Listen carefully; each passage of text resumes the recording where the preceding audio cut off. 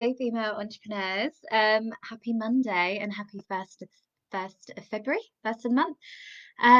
Hopefully this is all working. Admittedly, I'm a little bit rubbish on Facebook Live. There's so much like options and stuff and things that you can do here. It's getting a bit confusing. So, obviously, anybody that's joining me live today, please let me know. Just say hi in the comments, and I'm guessing that I will be able to see that somewhere. Who knows? I'm still sort of getting to grips with this. So, but I am laughing to myself actually because I had one of those mornings this morning where you start off in a really great mood, everything's lovely, and then obviously we're homeschooling, and I've got three kids at the moment. So one goes to nursery, then I've got another three that are homeschooling. So two are sort of on live lessons, and then the other one obviously needs my help to get them all set up and ready. And then obviously they're shouting, and it really threw my energy off. Um, so what I would usually do, and this is definitely what I would recommend, if you're ever in that sort of, you wake up and you're just in that absolute like a weird state of mind where you're just not in, high vibe, you're really stressed, you feel like really like, then what I would always do is obviously put on some good music, and it's all about changing your physiology and your energy. So Beyonce obviously is my go-to. So I was dancing to that this morning. The kids are all on their live lessons, so I'm sort of, shaking it, embarrassing them. And then I forgot that I'm actually very pregnant, and all it did was leave me really out of breath. And sort of came up here to start my life, and I was like,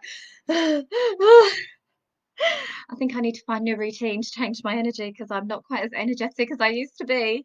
Um, so hopefully you've got your cup of tea. Obviously, if you aren't watching live, I do appreciate a lot of people at the moment are homeschooling and bits and pieces, but I just thought it had to be done today. Goal setting is something that I'm so passionate about, and obviously, if you need to watch it in the replay, that's absolutely fine. Just let me know in the comments that that's what you're doing because I really love to see how these sessions are adding value. If you've got any questions, if there's anything I can help you with in the future, because I do want to commit to this as part of my New Year goals. Was to show up for my audience weekly, offer value and tips where I can. So for me, goal setting is my absolute obsession. I think it's so important to know where it is that you want to go in life and to have that focus. And it's the first of the month, and it's a Monday, which is also my favorite day of the week. Because again, it's just new opportunities, blank slate, a new page. I love it. So yes, that's obviously where we've started today. So that's what I thought would be useful for my first live. So obviously for anybody who's not that familiar with me, you probably are, you probably wouldn't be on my page, but I am obviously Rebecca Barr. I'm also known as the Manifesting Mumpreneur. So I have a manifestation and personal development blog. So that's my Instagram page for that.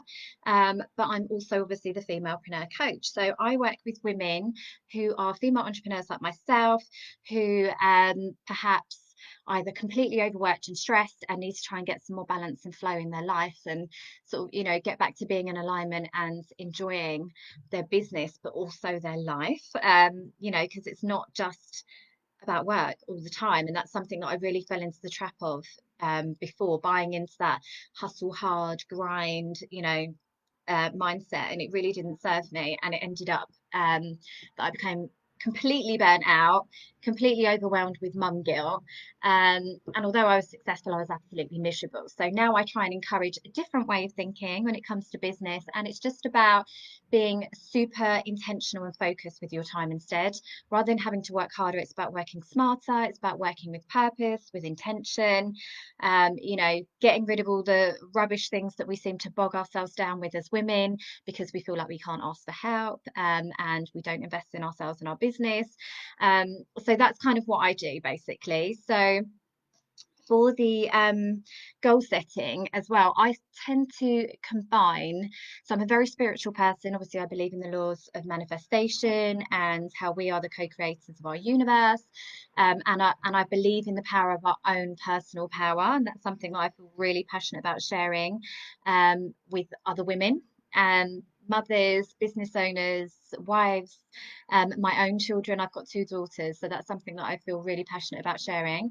But also I combine psychology, so I'm an NLP master, hypnotherapist, as well as a coach. So I really look at ways that will get your subconscious mind on board. So rather than just saying, you need to just set your goals and deal with it. And if you don't hit those goals, then you're a really awful person. A lot of the time, if we're not hitting our goals, there's actually something underneath it. So there could be a limiting belief or something that is stopping us from achieving our full potential, something that's holding us back or causing us to procrastinate or self-sabotage or not take the inspired action that we know that we need to. So obviously I like to try and touch on that with my goal setting as well, and obviously manifestation and spirituality, because who doesn't want to recruit the power of the universe? Why does it have to be so hard? You don't have to do it all by yourself. So today, I'm going to try and keep it brief. I've got some notes because my problem is I'm a talker, and my mind just tends to go in so many different areas because there is just so much that comes into goal setting, and it really frustrates me when people do goal setting sessions and literally it's just about you know set your actions and stick to it, because there's so much more to it than that. A lot, like I say, a lot of the time there's limiting beliefs and things underneath the surface that are stopping us from taking that action, or we're taking on too much, or it's just this constant fear of expectation, and then we're not hitting it, and then we feel rubbish, and then it's, to me, it's counterintuitive, because then you just come away feeling really rubbish with a massive like list of goals that you didn't hit, and you just like, it's just not very good. So today is all about setting meaningful goals. So I'm going to show you obviously what to kind of bear in mind, how to structure your goals, how to break that down into manageable activities. Obviously, as a business owner, I'm also going to go through 4 types of actions and goals that you should always be consistently putting in place, or have something against each of them, in order to have a meaningful business that is sustainable. So rather than going through the feast and famine cycle, it's about having a really strategic approach to the year and just constantly keeping that cycle going in your business of attracting new people in and nurturing the people that you've got. And then also just how you can implement that in a really easy way, so you're not constantly overwhelmed, particularly at the moment while we are, for us mums at home, we are just constantly juggling 100,000 things. So it's about being realistic and achievable, how to get your subconscious mind on board, and then just some little tips really, how to sort of help you stay focused, stay engaged, stay accountable, and stay excited, because life is exciting, don't you know? So first of all, then, what I kind of want to cover is why I think it's so important. And I think it's really because we need to give our brains something to focus on, firstly. So in each of our subconscious brains, we have something called a reticular activating system. So I'm sure you can appreciate, whenever you think of, oh, I'm going to buy a new car, suddenly all you see are new cars, that same car. So we were going to buy a car a little while ago, and literally we were like, yeah, we haven't really seen any of those. But obviously I've got quite a big family, so that would be the perfect car for us. As soon as we bought that car, we literally saw it everywhere. Every other person has got it. And I was like, that's so weird. But obviously this is why. So as I'm sure you can imagine, at any point in time, our brains will be receiving absolutely billions of bits of information, from light to sound to feel, touch. So there's so much stimulus going on around us at any one point, as well as the unconscious processes that our body is sort of going through as well. So remembering to breathe, remembering for our heart to beat. If you had to do all of that consciously, I'm pretty sure we wouldn't get past the first sort of 5 seconds of life, because it would just be so overwhelming and our brains would just completely, be overwhelmed. So what happens instead is that we have a subconscious part to our brain, and that is the one that is essentially running the show, but it's just kind of ticking along in the background. That's where all of our beliefs are formed. That's where they're stored. And but the reticular activating system is essentially the filter of the brain that tells you what is important. So you could be walking down the street, you could be driving in your car, but if your brain has deemed that there's nothing really going on that's important to you, you just kind of go on autopilot. You're not consciously aware of everything that's going on around you, because it doesn't think that it's important. As soon as you start setting goals and telling your brain, this is what I want, your reticular activating system will literally go out of its way to find opportunities to make that true. So you'll suddenly start hearing conversations that you wouldn't necessarily have been aware of, but is suddenly, fits very much in line with what it is that you want to achieve. So you'll suddenly become consciously aware of it, whereas before you probably would have filtered that out because it wouldn't have been important. So that's kind of an example. And like I said about the new car, suddenly that's now important. So you see them absolutely everywhere. So that's one reason why goal setting is so important, is telling your brain what is important. And so that you can consciously start being aware of anything that relates to that topic and that goal. And it's another way that we bring new opportunities into our life, because it sort of helps with synchronicities, little things, suddenly chance meetings. Sorry. I think it also helps with the law of manifestation as well. And the law of attraction is that once you make that declaration and that intent that this is what I want, the universe starts to work with you. It starts to sort of co-conspire, starts to manifest these opportunities, these people that come into your life, these synchronicities that start to happen. But it all starts with setting intentions and knowing exactly what it is that you want. I also believe that we need to have goals in order to thrive. So, as people, when we came here in our spirit form, we didn't come here to basically just go and work in accounts and that's our life. Just to survive and get through it until we die, to get through, struggle through Monday to Friday, just to live for the weekends. I believe that we're here and we're here to experience absolutely everything that life has to offer, and we're here to thrive and grow continuously. And the only way you can do that is by just constantly pushing yourself and creating new goals that take you outside of your comfort zone, that help you to grow and experience everything that you are here to do, anything that lights you up, anything that is of interest to you. And that is essentially, again, why we need to just constantly be focused on moving forwards. So obviously that's just something that I feel super passionate about. I also believe that it needs to cover all areas of your life. So obviously I'm going to kind of focus today primarily on business goal setting because I'm a business coach, but I just believe as well personally that what I try and encourage my clients to do is to have the balance. So the years, whenever I set my goal setting, it was very much in my masculine energy. It was all about how much I can get done this month, how much money I can make, how much growth I can have in the business. There wasn't really anything centered on me, how much I can grow spiritually as a person, how much I can do with my kids, how much I'm going to travel this month.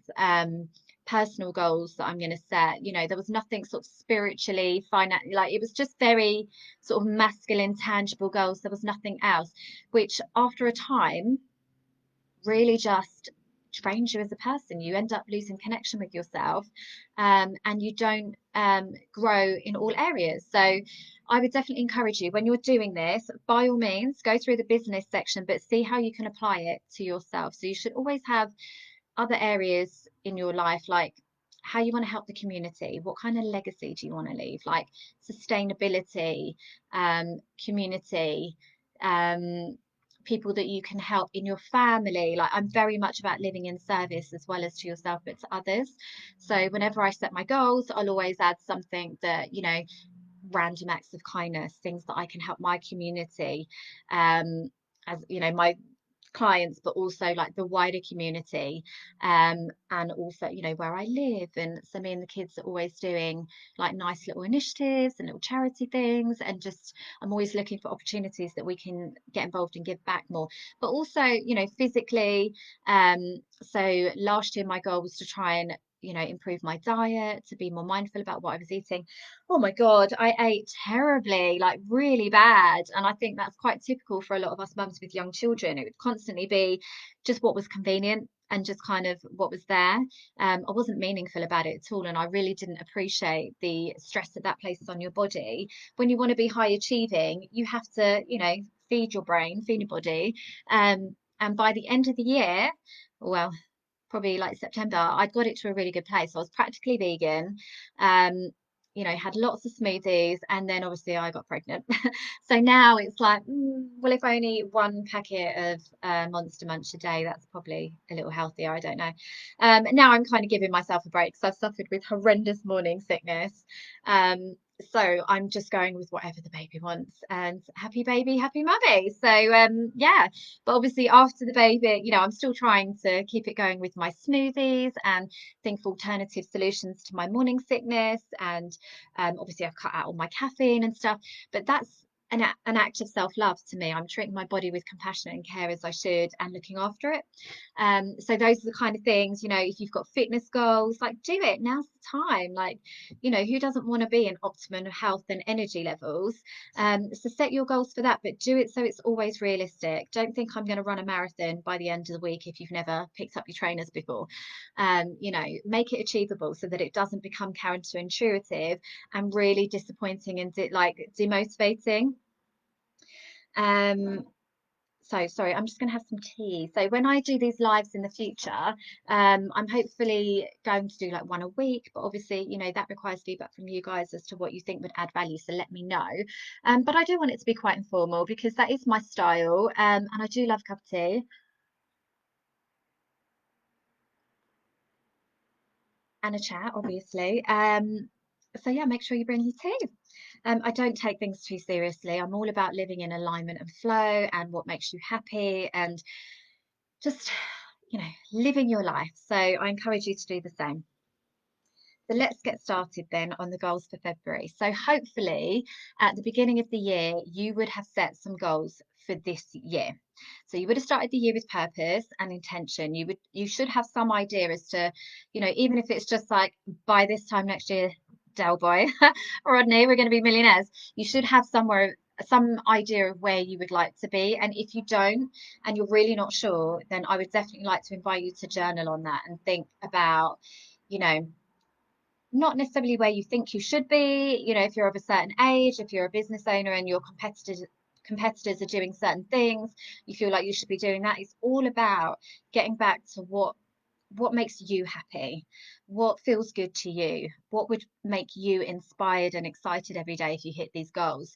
Not about, oh, I should, Sally down the road is doing this, and this, so I should be doing the same. Because we're all different and there's so many different approaches to business. There is enough business for all of us. There's not one size fits all. And your unique product in your business will always be yourself. You are your biggest asset. So do the things that make you happy. So hopefully if you've got that 12-month plan, then what I always do is I don't set out a whole year's worth of goals and monthly goals because I just think you can't plan more than 90 days ahead. And that's the reality. I think any of us that have, worked through the pandemic know that there'll be so many things that are going to come at you. And it's the same anyway in business. So it's better to be able to pivot and sort of be reactive to also your priorities might change, your personal circumstances might change. You might end up going down one road and think, actually, I don't want to do this anymore. This doesn't make me happy. It's not making any money, or, you know, actually, I don't want to do this anymore. So I would only ever plan 3 months in advance. So that's like a quarter of the year, essentially. So if you've got that idea of in 3 months' time, I would like to achieve this. So what I try and say is to theme the quarters. So as women, obviously, we like to take on far too much. We think we can do absolutely everything, and we love to give ourselves pages and pages of to-do lists. But the reality is, you can do more in 90 days than you appreciate, and you can do far less in a single day than you think. But what it is about theming it. So that's where the momentum happens. That's where the magic happens. So if your theme for the first quarter of the year, maybe at the end of the year, you've got some products that you're working on behind the scenes that you want to start promoting and selling. Well, then the beginning half of the year should obviously be building your audience so that you've got somebody to sell those products to when you're ready. So the theme then for January, February, March could be growing your audience. So then each month you could have, particular focused activities towards that end goal. So it could be, how am I going to grow my audience? Well, obviously need to grow my social media. So I need to be consistent with that. I need to look at the content that I'm putting out. I need to add value. I maybe need to collaborate with other people to put yourself in front of their audiences. I always promote that anyway, because I just think there's so much power in the collective female energy. There's so many studies that have shown that when, two heads are better than one, quite literally, and that's where the creative magic happens, is when you get people together and you brainstorm and you feed off each other's energy. So I would always encourage any business owner to collaborate with other women, and also because it's the right thing to do. but it also makes it much more fun and exciting. Like being an entrepreneur can be quite lonely. And when you start getting into those low vibe, energetic states, that's when you lose your connection to self, and when you lose the creative flow, and you lose the spark that makes you you. And everything about business should be fun. Like, obviously, there'll be days where you've got work to do and you're like, funny enough, I really don't want to write an email sequence today. However, if you are in the creative flow and you know that it's for a great end goal, and you've managed to delegate out all the other things that are draining your time, it will be fine. You'll be able to get through it and it won't be a problem. Or even you could delegate that as a task to somebody else if you really don't enjoy it. So I've kind of lost my train of thought. So growing your audience, sorry. So if that is your theme, then you would literally every month break down your quarters goal and theme into monthly activities, so that you can keep the momentum going on those goals every month. Know that you're ticking along and you're getting closer every month. So don't, it's all about the marathon in business, because so often from my experience, sorry, I'm just going to sit back, but I don't know. Because when I sit too forward, I feel like I'm squishing the baby. So I have to like sit back, but then I feel like I can't help it. So I'm kind of in the middle. So what was I just saying? Oh my God, I've lost my train of thought. So when you Oh yeah, sorry. So often in business, um, we think that we need to have everything figured out. We need to have this 12-month success plan and everything sort of strategized. But actually, that really sort of cuts you off from the magic of business and the universe. Because a lot of the time with manifestation, we'll state a goal that we want, but we don't really have any. When you force it too much as to how that goal is going to come to fruition, you eliminate all the possibilities of the magic and the universe, and the, you know, the things that you haven't even thought of that might come together to make that goal happen.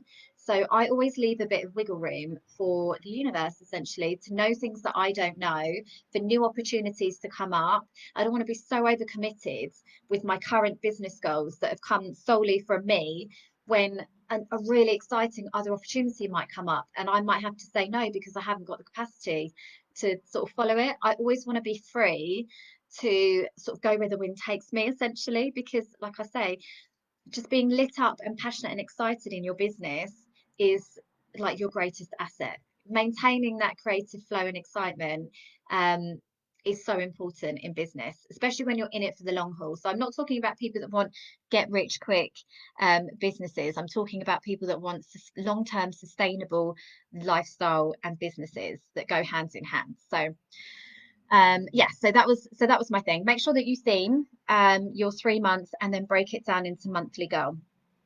And then what we want to do from there is obviously make sure that when we're breaking down the month's goal, so when you're now looking at February, what you want to achieve this month. So you've looked at January. If there's anything there, obviously always take the opportunity to reflect on what didn't work so well. What were your challenges? Don't dwell on it though. Don't dwell on anything, because I think with business again, you set off with one intention, but things might change, and you've got to be able to be flexible to that. Don't give yourself a hard time. If you're like, oh well, I managed to get absolutely everything done on my to-do list this month, but I'm absolutely bloody miserable and I'm knackered, what's the point? What's the point? Is that really a success or a win? It just means that you're good at following lists.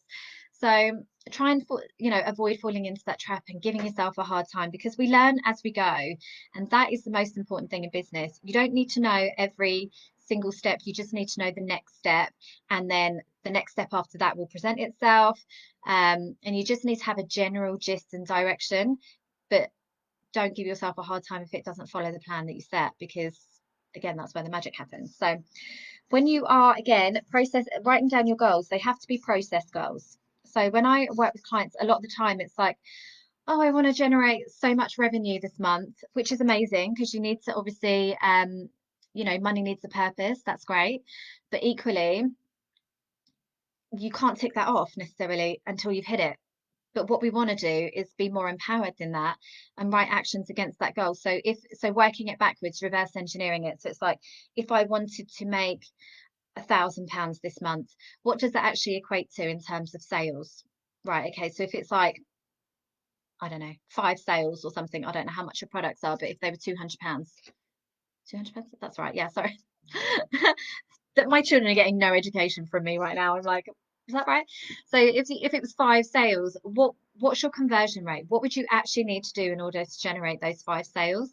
Do you know that every 1 in 3 customers needs needs to see your product before they will actually buy it? So then actually what you need to do, your action needs to be, put your product in front of 3 times, so 15 people essentially, to get those 5 sales to hit that £1,000. So then how are you going to get your products in front of 5 people or 15 people? Sorry. It's are you going to do paid ads? Are you going to build a mail list? Are you going to have you got a mailing list and you're going to send something out to them? That's the level of detail that we want to sort of get it back to, so that it's something that you can tick off as you go. You know that you're like, great, okay, I've written my email template for this week. I've sent that later, so that's tick tick.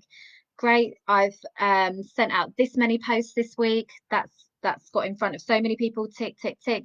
Because we want things that only you are accountable for, so we don't want any room to sort of blame others or to not be accountable or responsible for our own goals. But also we need to break it down so it's tick offable, if that's even a word.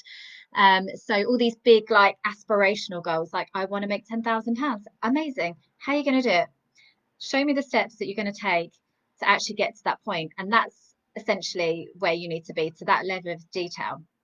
Because equally, like I say, a lot of the time we think we can do so much more than we actually can in a day, and we forget about how much we can do in 90 days. So when we get a bit overwhelmed, we're like, well, £10,000 worth of sales, that could be 100 people. Oh my God, that's so many people. Where the hell am I going to get them from? But when you actually break that down, to like 3 people a day, oh, well, that's not so bad. And again, it's all about making it achievable, because as soon as we feel overwhelmed by our goals, that is when we mentally check out.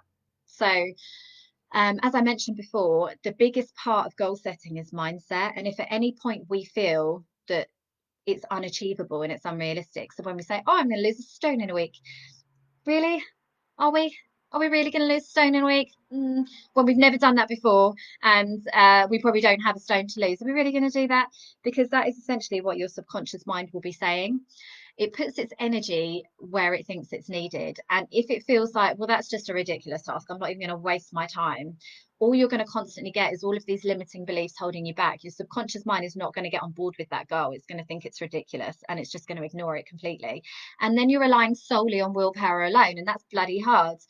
And then you start self-sabotaging, procrastinating, and you never really get any traction on that goal. So what we want to do is obviously break it down to such a point that it is not overwhelming. And each week, I always say, aim for a maximum of 3 goals. So each goal could have like 5 activities. But if, as we kind of use the example about growing your audience, if it was, I am going to do so many social media posts this week, that could be one of your like goals for the week, is to grow your social media account by 100, and you're going to do it with all these steps behind it. Another one could be, I'm going to reach out to so many people that have a similar brand or a similar audience that might want to collaborate on something. That could be another one of your goals for that week. Another one could be, I'm going to nurture the current audience that I've got, and I'm going to send out consistent emails, or I'm going to build an email list. That could be another goal. There may be other actions underneath it, but that is enough. 3 goals for a week is more than enough, because there'll be so many little bits that go on behind it. Plus, you've also got to run a business in the meantime. Plus, you also have to, have a life and be happy, and time for yourself and time for your kids and your home and anything else that comes up. Maybe you love to, I don't know, crochet or something. Like, you'll have other commitments. So don't give yourself this impossible to-do list that is just overwhelming and ridiculous, because you'll never hit it. And even if you did, you'd probably be really unhappy doing it. So what would be the point? So those are kind of my ways in which I would then implement those goals. So what I would say as well, and equally, if you're not very good, so every week I actually review my goal list and review my actions. So at the beginning of the month, so today, I literally have like I've got like an hour planned. That's all I really need, because you don't want to spend too long on it. It doesn't want to become a job in itself, and then you just end up with these billions of tasks and you're never going to actually finish it or do it, or it's just about having a bit of dedicated time to be in the creative flow and think, right, okay, what is it that I want to achieve? This is my 12-month plan. I've worked it back. This is my quarter's theme is growing my audience, so that when I then want to launch my products later in the year, I've got someone to launch it to. So realistically, if I can start this month with doing this, what are those actions behind that? This is essentially what I'm doing today. So I'm just going to reverse engineer all of my quarterly goals. Although really it's just checking in because I've kind of done it already. I like to keep on top of it and keep focused, particularly when I'm overwhelmed, because all of this is aimed to actually help you to implement it. When you're starting every day and you just don't know what the hell to do, or you've had a couple of days off and you're out of sync and then you're coming back to it, and then you're like, ugh, you end up just being super reactive, super panicking. Everything you're doing is not in the best of energetic state. So again, it's counterintuitive when you think of like manifestation and the energy that you're putting out to the universe. It's a state of panic and need and desperation. It's not a state of, flow and alignment, which is where you want to be. So but obviously when you have that hour then to set your intentions and get into the creative flow, that's where like new and exciting ideas come through. So I always, like I say, allow wiggle room for things to come up, because when I set my goals in January, a lot's happened between January and February, so new opportunities have come up for me. I've made some really great relationships that I want to pursue further, and to allow myself to sort of nurture and see where that will go. But it's also opened me up to the possibility that there's so many other relationships now I could be building with from a similar arena, similar themes. So I'm going to sort of tweak my goals for the beginning of the year and perhaps pursue some of these avenues. So that's kind of what I'm going to be focusing on in February as well, because that's what excites me right now. And ultimately, I know I'm still getting closer to my end goal for the quarter, but also I'm excited. It's not like, oh, I've got to do it because I said that I would. And that's again something that I would just never encourage you to do. If your goals don't feel good to you, they don't feel exciting to you, you're not inspired, you don't get excited by, oh my God, I can't wait to achieve this, then don't bother, because it's so counterproductive. You will not stick to that goal. You will not be committed to the actions. The actions won't be inspired. It will feel like hard work. You'll burn yourself out. You won't be consistent. You'll self-sabotage. It's completely pointless. So don't do that. Only ever do the things that light you up and get you excited. So that's what I'm going to do, is like a little brainstorming session this morning. I'm going to make another cup of tea because this one is absolutely freezing now, I think. And just give myself an hour basically to brainstorm all my actions. And then what I like to do is put it into my diary, so that I don't have to think every day, how does, what today do I actually need to do. I'm gonna literally get my diary. I'm actually using it to put my laptop on, so I can't show you, but it's really, really good. And obviously the Spiritual Girl Boss is one of my brands as well. I have personal development planners in there, but it's just about I literally look at the week and I think, okay, so my top 3 goals for this week, these are the ones that are my non-negotiable. These are the ones that are going to move me that bit closer to my end goal. These are the ones that I'm going to get done without fail. And as long as I get these done, I'm good. If I don't get everything else done, if the week takes me, off in a completely different direction, if the kids need me, or if something comes up and I want to go and pursue it, that's absolutely fine. As long as I get those 3 done, I'm good. So I start the week with that intention and focus. And then also all the little actions that I've broken down from my brainstorming session today, I'll just plan those in my week. And again, I'm realistic with my time. So I know, for instance, like my son, he's 6.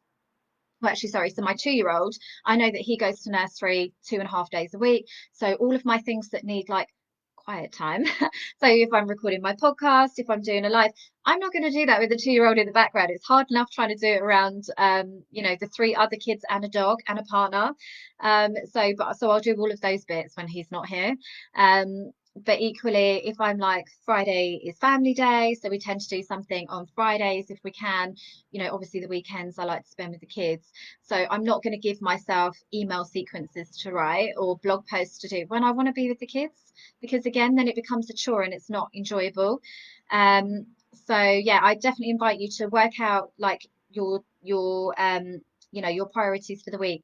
If it is building in some self-care time, if it's building in a workout routine, if you want to start doing yoga in the morning and setting yourself up for success each day, book that in your diary, because then it becomes a commitment, and inevitably like you will feel more committed to that goal once it's in your diary. So that's what I like to do. But what I would say So kind of moving on. So that's how I would implement it. Really practical. I spend an hour at the beginning of the month, and then it is just executing it daily. And if there are things on there, so this is another thing that I kind of get my clients to look at. If there's loads of like busy tasks on your goal list, things that aren't necessarily going to add loads of value or anybody could do it, then they should be the first things that you look to get rid of as your business grows. Because I wholeheartedly believe as women, we feel like we need to do absolutely everything, particularly when it's our business or we're the brands, or we feel like we can't ask for help. Like, we just have this complete martyr syndrome. We think we have to do it all, but you have to understand that your energy is your best asset in your business, and you have to protect it at all costs. So if you're constantly bogged down with answering emails and I don't know, social media posts, things that could easily be delegated to somebody else, and that is stopping you from launching new products or writing blog posts or things that will actually, add value to your business and your audience, then you need to take a look at that.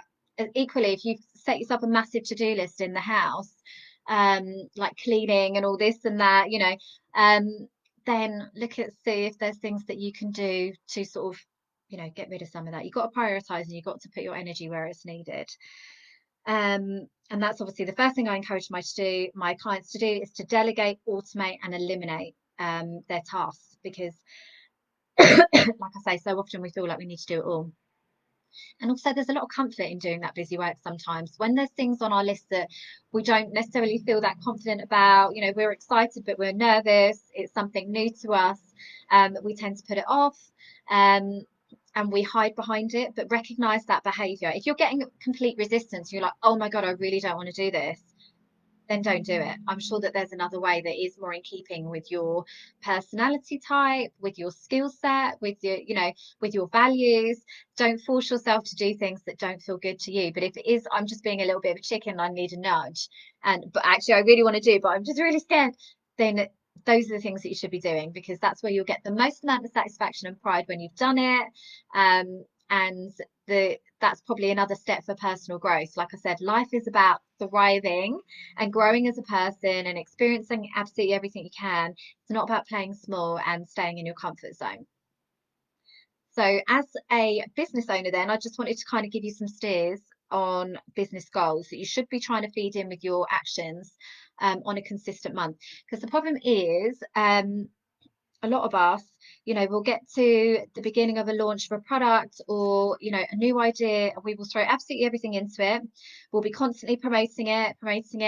And then we get our clients, and that's great. We've got our money now, we're good. And then we sort of get so busy with them that we forget that we need to create a pipeline of new clients coming in. And then it won't be until those clients, although, those services have ended, and then we're like, oh bugger, I've got no clients.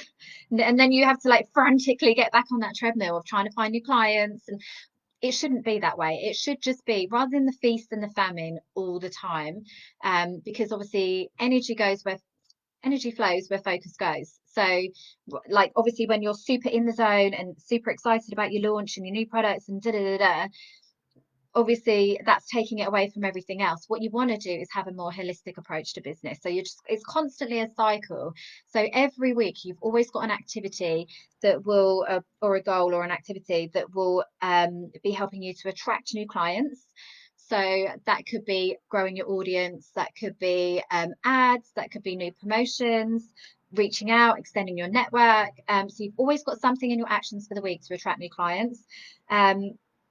Then you've also got another action that will be engaging your current audience. So not necessarily clients yet, but potential clients, people that are following you, people that have expressed an interest, people that like and comment on your post but haven't yet purchased. You obviously want some sort of action around keeping them engaged, because typically it takes like 7 touch points before anybody will buy a product. So that could just be sending out promotional offers. It could be adding value through your posts, so they've got a reason to keep following, and they are promoted, not promoted, rewarded for that sort of continued interest and engagement. Obviously getting them onto your mailing list is great, because then you can send them out weekly newsletters, again adding value, giving them offers. So that should always be one of like your core business activities for the week. then you should also be looking at new products and services and way for people to work with you. So you should always be reminding. So I love Gary Vaynerchuk, and as much as he's very much in his masculine energy and his approach to business is very different to mine, but equally he loves what he does. So he goes hard, he hustles all the time, but he loves it, and that's what he lives for, that buzz. So that's, to me, that is him working very much in alignment and flow, because he knows, he says himself, when he's had enough, he's had enough. He'll take a day off. He doesn't feel bad, He's very much in control of his own diary. But he always says about jab, jab, hook. So it's always about, with your audience, it's about adding value, and then asking for the sale. So every week, at least once a week, there should be a post inviting people to work with you, to buy your products. Don't make it hard for them. Remind them that, as much as you want to give them value, and nurture them as part of your audience and your community, it's still a business. You have still got something to sell. So obviously continue to make sure that that is part of your weekly activities, whether it's sending out an offer, doing a call to action on a post, anything like that. You always have to have one of those actions. And then also the last one is about nurturing your existing clients, so existing and past clients. So obviously you want some, so a lot of the mistakes with business owners, particularly when we have a product or service, we believe that we have to continually be looking for new clients. And actually, I've bought from people multiple times before. If I'm loyal to a brand, I'm loyal to that brand, and I'll continue to buy, but only if they treat me well. So if I have a bad experience, bad customer service, or I feel like they really don't care about me as a person, not necessarily as a person, that might be a bit much.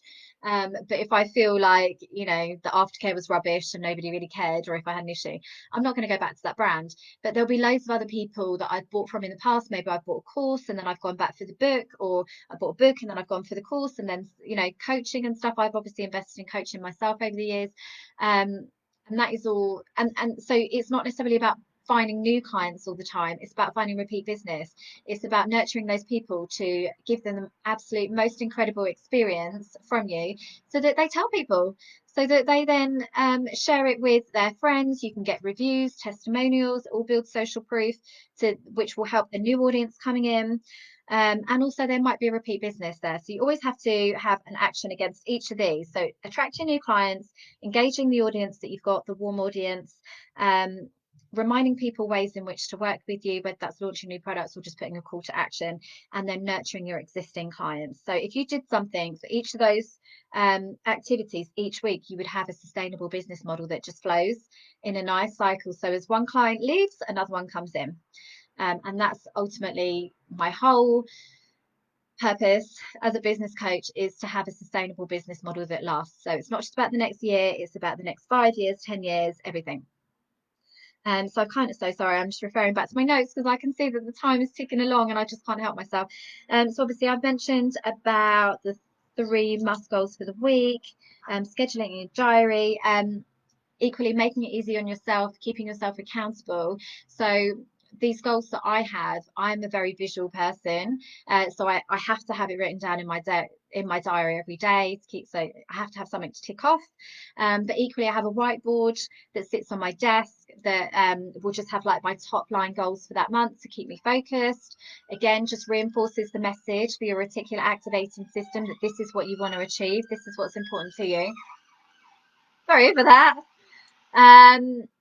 But equally, you might find it motivational to have a daily pop-up on your phone, like particularly when it's something that you're not that confident on doing. If it's presentations or going live, you could have like a positive affirmation that pops up every day, like you're going to absolutely smash the live that you're going to do later, or something along those lines. Something that's just like a daily pop-up.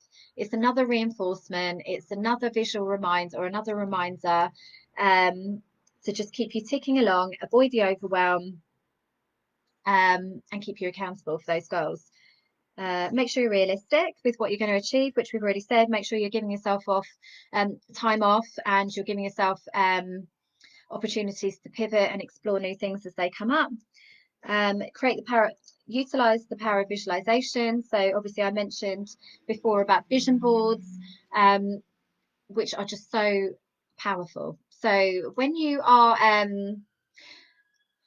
how do I explain it? So basically, that scientists have proven that so first of all, it's another way to confirm to your reticular activating system as to what is important, a daily visual reminder. So a vision board is basically a collage or a collection of pictures that represent the goals that you wish to achieve. So it could be, you know, an aspirational lifestyle. This could be your 12-month goals, your bigger ultimate goals. It could be your month's goals. It could be your 3 months goals. It might be a target that you want to hit. It might be something you want to purchase, a lifestyle that you want to adopt. It could be absolutely anything. I always put positive affirmations. So when I look at that, it's not making me feel rubbish that I don't have it yet. It's making me feel empowered that it's on its way. I've got a whole vision board handbook that anybody that's interested, I'm happy to send it out to you. Let me know. So we can go into more details. But scientists have proven that when you harness the power of visualization, it helps condition your body for success.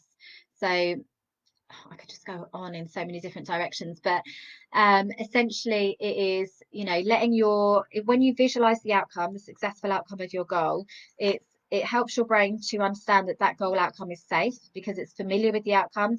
The brain absolutely hates fear of the unknown, wants to keep us safe. It doesn't want to keep us happy. So when we have new goals that take us out of our comfort zone and stretch us in some way, you will inevitably get some resistance to that because your brain gets scared of the things that we don't know. You know, when we can't predict the outcome or we don't know what that's going to lead to, change is hard for our brain to accept, because when we are doing the same things every day, routines, habits, you know, it's already assessed the risk of that. So it knows if you sit on the couch every day, we're good, we're safe, nothing exciting is going to happen, nothing bad is going to happen, we're just going to stay in this safe little space and we're going to be fine. Obviously, for somebody that wants to actually grow and develop as a person in life, that's pretty demotivating and soul destroying, so I wouldn't recommend that. So when it's then like, actually, I'm not going to do this today, I'm going to go out and run a marathon or something, I'm going to go and train for a marathon, your brain is a bit like, hang on a sec, I don't know what's going to happen if you do that, I haven't like done a risk assessment on this, hang on, like, you know, it really resists that change. So having a vision board and sort of visualizing the outcome, the successful outcome of those goals, just lets it know it's okay. Look, if we achieve this, it's absolutely fine. And look what it's going to lead to, all these exciting things.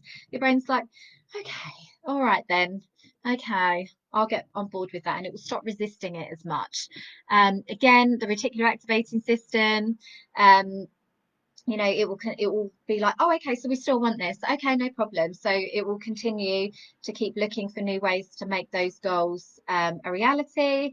And then also, it's just really motivating, if nothing else, having a visual representation of what it is that you want to achieve, it's right there, is really, really motivating in itself. So I'd always encourage you to have a vision board. I don't actually have one that's up on the walls. I know that a lot of people do. I have one that is actually an app on my phone, and you can look on the App Store. And the reason that I have that is because it changes daily. As I come across new people that I think, oh my God, it would be amazing to collaborate with them, they get added to the vision board. As things slightly pivot and change, as I grow as a person, it's just constantly evolving. So I put all of my pictures on there, and then what it does, so the one that I use, let me just check what it's called. It's called Vision Board, literally, and it's got a little pink circle with a white heart. But what it does also is it flashes up the images so quickly that your conscious brain would not be able to process it, which means it's speaking directly to your subconscious mind. So again, another way to get your subconscious mind on board, and really embed it that this is what you want to achieve. So I definitely recommend that. So you're essentially lessening the resistance to the success of your goals, and you're reprogramming your mindset for success. So that's something that most goal setting sessions that I've been to, they never actually talk about the mindset and how to, if you have got these limiting beliefs, how to overcome them. My other tip for success is all around protecting your energy. So as I mentioned before about the collective female energy and being around like-minded women, it's also about, you know, and how that amplifies your creative thoughts and your creative energy, because energy is contagious. It works the other way. So if you've got somebody in your life that is super negative, that always tells you like the negative outcomes of anything that you're trying to do, that is constantly trying to keep you where they are familiar, with you, the version of you that they are familiar with. So bear in mind, every time you grow and evolve as a person, there'll be people around you that will see it, that you've changed, and they see like it takes you further away from them. So sometimes, sadly, that can be a partner, and it's not their fault. Again, their brain is happy with what they're familiar with, and when you start changing, it starts making them panic. They don't know where this is going to lead. It suddenly feels unsafe, it feels unsettling for them. But you have to protect your energy, because again, this is your greatest asset. You can't let other people dampen it. And you will notice the difference when you speak to like-minded people that are on a similar journey. This is why I have the Facebook, the Female Entrepreneur Tribe community group, is because it's a safe space for you to be around women that are on the same journey as you, that other women that are going to celebrate your success, that are as excited for you. And that energy is contagious. And it's important, and it really does lift you up and inspire you and motivate you to move forwards. So that is super positive. But that's also not watching the news, not following social media accounts that make you feel really grumpy and miserable and make you feel like you're not where you need to be, not following your competitors. If you're not getting inspiration from it, it's just making you feel bad. Stop doing it. Stop doing that. It's the music that you listen to.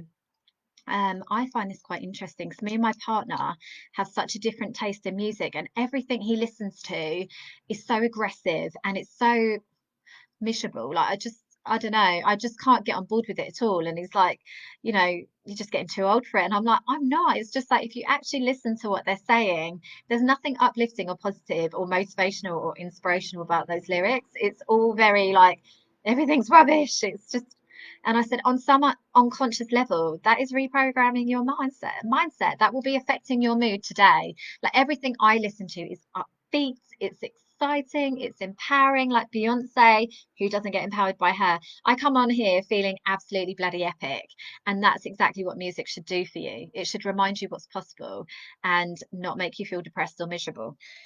Just saying. But it's the podcast that you listen to. It's, don't listen to the news in the morning. They always say if you're the smartest person in any room, then it's time to change rooms, and it's so important. Okay, perfect. Obviously, make sure that you're measuring your success and your progress. So that's why we want to get it down to really actionable steps that you can tick off, so that you know how you're going, but also you'll know when you've achieved it. So that's really good. And then finally, I've just got a few more points. So who do you need to be? So this could be like a journaling exercise for you. So who do you need to be in order to achieve these goals? What version of you do you need to be? What qualities do you need to embody as a person? So for me, because I am so passionate at times, I struggle to with focus, because I'm such a creative person. My mind is like a physical spider diagram. There's already always so many things coming off from it all the time, that it's just can sometimes be overwhelming. That creative process can be overwhelming. So I know every month, what does the most successful version of me look like? Well, she's confident, she's focused, she's a beacon of light, she protects her energy. Like, I always think of like, what is it, the qualities that person needs, and that is what I'm then going to strive to embody this month, because again, it helps you step into that higher version of yourself. So just bear that in mind. Do they need to be more confident? Do they need to be more consistent? Do they need to be, and you're thinking like, once I've achieved this and I'm a year down the line and this is just second nature, what does that person look like? Does she prioritize her needs? Is she super focused with her time? Does she feel guilty about delegating out tasks? Probably not. She's probably really protective of her energy and really particular with her time, really selective with how she spends it. So if that's how you're going to be in a year's time when you've achieved all this success, start embodying that now and help yourself step into that higher version of yourself. Again, it helps with mindset, lessens the resistance, but also from a manifestation point of view, you then become a vibrational match as to what it is that you want to achieve, which is super important. The next thing is about preempting the challenges that might get in the way of, and I never say problems, I will say challenges, because it's maybe not even challenges is the right word, but I think everything is figure outable. Nothing is a problem.